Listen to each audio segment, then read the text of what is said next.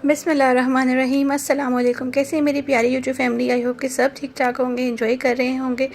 आज आपके लिए लेकर आई हूँ बड़ी ज़बरदस्ती इंस्टेंट निहारी की रेसिपी, और इसको बहुत ही थोड़े से वक्त में हम लोग रेडी करेंगे। इंस्टेंट कुकिंग होगी इसकी। तो चलिए जी देखते हैं कैसे हम लोग इसको रेडी करेंगे। यहाँ पर मैंने ले लिया है 1 अदद प्याज, और 1 अदद प्याज मैंने लिया है आधे कप से थोड़ा सा ज़्यादा, यानी कि 3/4 कप ले लें आप ऑयल, और उसमें अच्छी तरह से इसको ब्राउन करेंगे हम लोग। याद रहे कि हम लोग डार्क ब्राउन करेंगे। अगर लाइट ब्राउन होगा तो हमारा जो निहारी का कलर है वो अच्छा नहीं आएगा। तो यहाँ पर हमने इस चीज़ को मद्देनज़र रखना है कि हमारे जो प्याज का कलर है वो डार्क ब्राउन होना चाहिए। प्याज जब डार्क ब्राउन हो जाए तो यहाँ पर मैंने इसमें गोश्त शामिल कर दिया है। 1 किलो ये गोश्त है मटन का, और यहाँ पर जो है वो इसमें थोड़ी सी नली की हड्डियाँ शामिल की।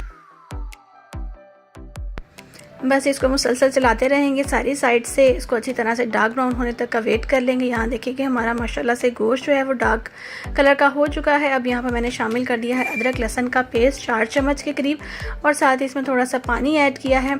इसके अंदर मैंने 2 से 3 अदद जो है वो सूखी हुई लाल मिर्चें भी मैंने ग्राइंड की थी, और साथ ही साथ 3 से 4 अदद सब्ज़ मिर्च भी मैंने ग्राइंड की हुई है। उससे क्या होता है कि बहुत ज़बरदस्त सा इसके अंदर फ्लेवर आएगा, और रेड चिली की वजह से जो गोश्त का एक कलर आएगा, निहारी का कलर बहुत ज़बरदस्त आएगा। इसके चंक से आपने परेशान नहीं होना, ये घुल जाएंगे इसके अंदर ही।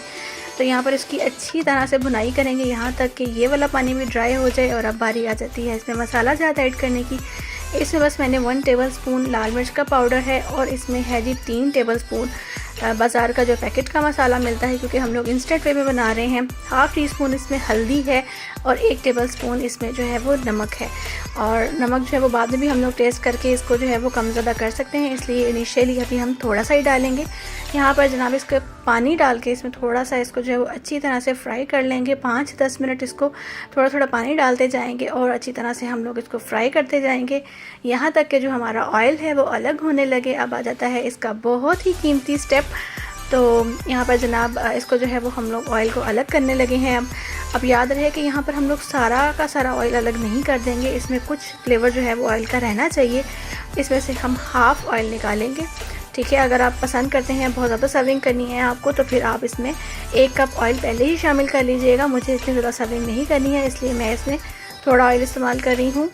तो यहाँ पर मैंने इसमें से ऑयल अलग करना शुरू कर दिया है। यहाँ पर देखिए जी, मैंने सारा का सारा ऑयल अलग नहीं किया है, जस्ट इसमें थोड़ा सा जो है वो बाकी रहने दिया है, और कुछ जो है मैंने निकाल लिया है। तो यहाँ पर देखें जी, गोश्त का रंग माशाल्लाह से देखें कि यहाँ से ही पता चलता है कि हमारी निहारी कितनी ज़बरदस्त होने वाली है।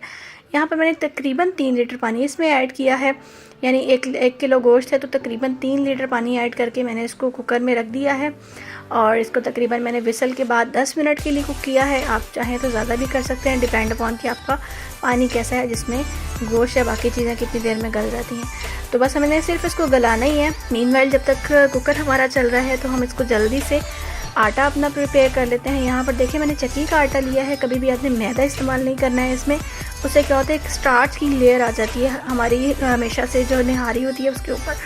तो हमने चक्की का आटा इस्तेमाल करना है। यहाँ पर देखें जी, गोश्त हमारा जो है वो इतनी देर में बनकर रेडी हो चुका है, गल चुका है। अब यहाँ पर आ जाती है बारी इसमें आटा ऐड करने की।